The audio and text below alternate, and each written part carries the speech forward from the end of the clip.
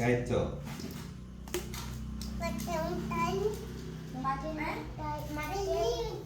വലിയ മിഠായി എവിടെ?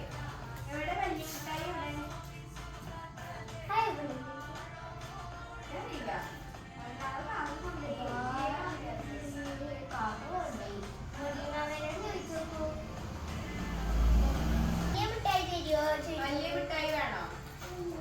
വേണോ? ചേച്ചി തേജു പറയൂ.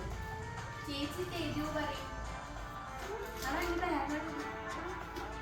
പ്ലീസ് ചേച്ചി പറയൂ.